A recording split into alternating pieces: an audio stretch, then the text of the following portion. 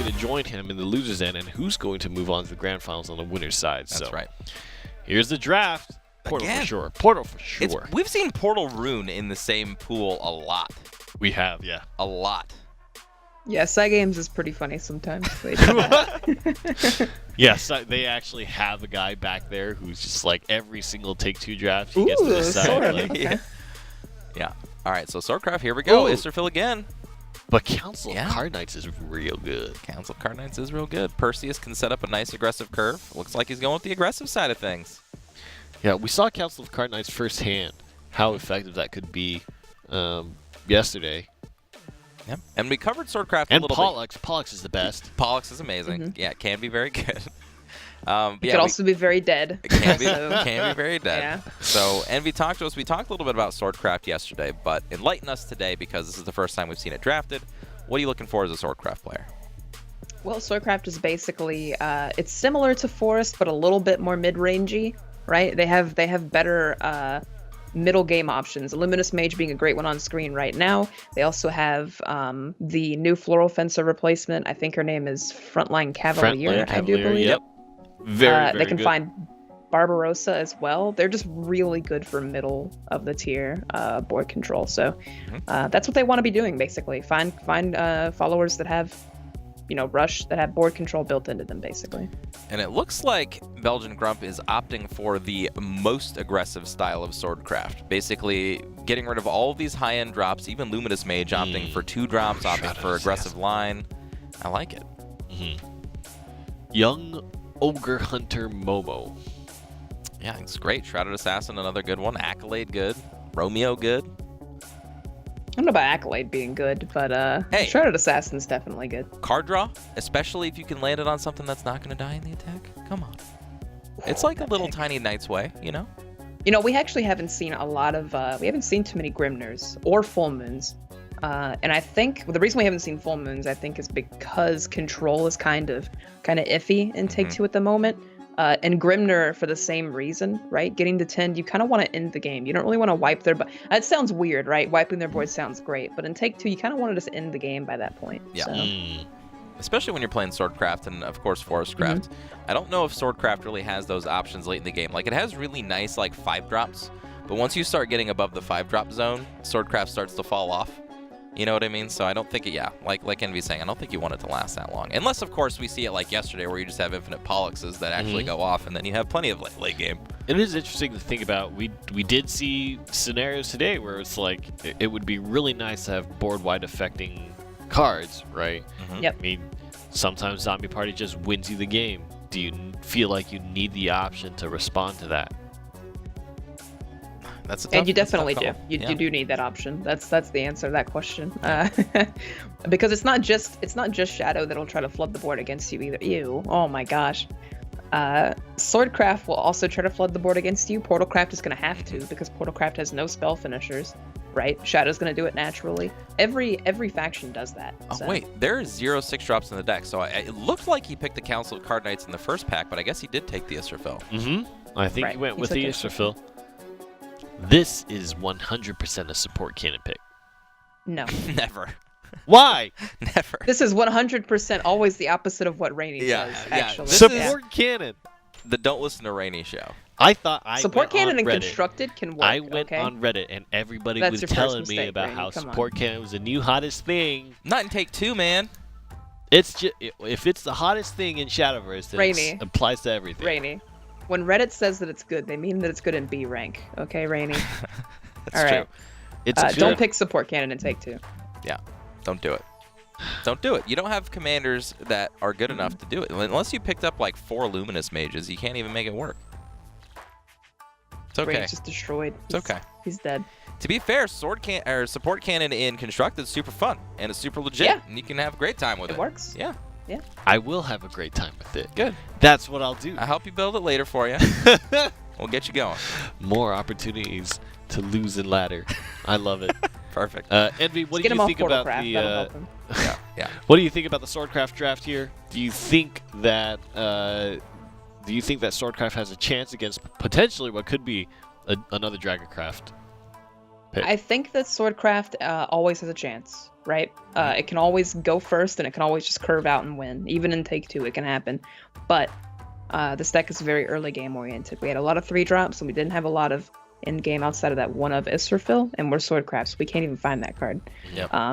So this could be tough, or it could also be easy. That's all right. I'm tired of seeing late game Take Two games anyway. I'm ready to see get it some over aggro. immediately. That's right. Yeah. Let's go. Yeah, Swordcraft mirrors. Yep. Swordcraft mirrors. So we're gonna jump into the game real quick here, and it is interesting to talk about. Swordcraft, I think traditionally, just in the last World Grand Prix, was incredibly aggressive in Take Two. Super aggressive. I mean, the options that they had were incredible, though. I haven't seen any of the drafts like that. Yeah. You know, quite like that anyway. Yeah.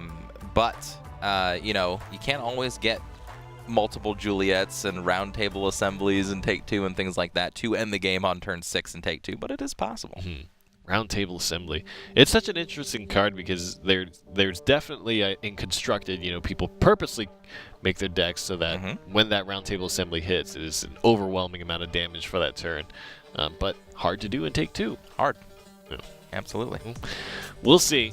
Not sure. I'm curious to see what the opponent drafted, because I'm not sure if it's going to be Dragon or Portal or Shadow. Now we've seen such a wide variety. Here we go. Bloodcraft is not something that we've seen today, but it has been understood to be a very effective Take Two class traditionally. So it's surprising. My mind, I think that Bloodcraft is one of the tier 1 classes in Take Two, and we have not been seeing it very much at all. I think I've had the most success this Take Two season with Bloodcraft itself. I enjoy playing Portalcraft a lot because it's fun, but if I want to win, I'm usually taking Bloodcraft. Why I say that is because it's aggressive just like Forestcraft and Swordcraft is, but it has so much removal. It plays from behind so well because of the Vengeance mechanic in Take Two. It just has a lot of options to get you there. Plus, Spiderweb Imp against Quickblader. Spiderweb Imp is huge, and a second Quickblader drawn here. Oh, but the Owlcat might make that real. No Owlcat. Interesting. Wow, he's just going to put more followers that get dunked by Spiderweb Imp. I don't understand the no Owlcat there. That effectively deals with the Spiderweb Imp. Interesting. Maybe you just want to make sure that Owlcat does not get removed before he gets to swing. That's fair. That's fair. Maybe he wants to go for the Evolve turn with it. I don't think it's going to last that long. I guess it will. I mean, it could choose to just not play Owlcat again here. I mean, it would be worse now because the Baphomet's on the board. Yeah, and there's no way to swing past the ward. Yeah. So basically, this Spiderweb Imp shut down the entire aggressive early curve of Belgian Grump. That cannot feel good. yeah, he's going to have to throw both the Knights in here if he wants to actually utilize them this turn. And again, like Envy was mentioning, this is a very early game oriented deck, so if you're going to lose this amount of tempo, it doesn't bode well for you. 2 Razor Claws in hand 2 for LAFELLA. Yep, and a Big Knuckle Bodyguard, of course, updated to be 5 costs instead of 4 costs. I remember when that card was 4 costs, and I was real salty about it. Real salty. On the play, you get to basically use an Evo, you know what I mean? At 5, it's very good. I think it's a great card for Take Two. And we see more wards from LAFELLA. Now, these Razor Claws, while they look good against Swordcraft, could be hard to utilize. Yeah. I don't know if you want to be self-damaging too much, especially because you are probably going to be getting some value out of that Big Knuckle Bodyguard, taking 2 from that. And Razor Claw, I mean, it's a good option for removal. You kind of want to use it to go face when you're playing Bloodcraft, but... Ooh. Uriel. Bane Ward right before an evolution turn feels great. Yeah. You have to 3 Evo defense into it. too. Yeah. You know? Yeah. So the card on board can't handle it, which means that Belgian Grump is going to have to Evo something and does not get a 2-for-1 in terms of just trading into followers. Right? Ooh, I think that might have been a mistake from Belgian Grump. Tried to buff up. Yeah. It's not, what is it, officers that it buffs? Only officers, that's right. And this is a commander that just basically mini-white generaled the turn before. Yeah. That does not feel good. And now evolving the card already in play. I'm not sure about these decisions. That is a big showstopper, right? Yeah, that does not feel good at all. Yeah, Belgian Grump maybe showing some... Interesting that Belgian Grub decided to throw the follower on board in rather than evolve the White Journal and get some face damage or anything like that. That's right, especially because the 2-3 contested the Baphomet just fine. It's not like the, I could have seen it if it was a 2-2 instead of a 2-3, and you didn't really want to get the Baphomet some extra value, but the way that was presented, a little odd to me. All right, well, the Quick Blitter is activated again now, and Owlcat will forever not be utilized anymore, which is the most interesting thing about it all. Now it comes out, but in a world where it's not super comfortable. Yep, this will evolve over the 2-3. Get some board presence back. All right, well, never mind. Yeah, we'll see. Yep. All right, so LaFella still has great options here. Of course, hasn't even had to use the Big Knuckle Bodyguard yet. I think this is a perfect turn for it. This will help clear off the entire board. Honestly, you don't even need to evolve over anything because the stats are still really good. You could just play Big Knuckle Bodyguard on the Owlcat, go face and pass. Don't really care too much about the Juliet, unless you want to preserve your health. Which I do think is somewhat important, right? I mean, we don't really know how many options LaFella has to take advantage of Vengeance, but we certainly don't see a strong Vengeance hand per se. Right. Right. There's not like huge comeback mechanic Vengeance cards in the hand yet. These fists will finish you. Now, the unfortunate side of the Bloodcraft followers, you get a lot of advantage, but you do have to hit yourself in the face a bunch. So even though LaFella did stop a lot of the early aggression, had to take a lot of damage to do so. It is interesting to think about Big Knuckle Bodyguard. You talked about how it got adjusted from 4 costs up to 5. And it definitely dropped out of popularity. You know, absolutely. People didn't take the card anymore after that change, even though I think from the outside looking in, on paper, it's still very, very good. It's still great. The thing that's wrong with it in Constructed specifically is that it shares the same cost as Scarlet Savoir.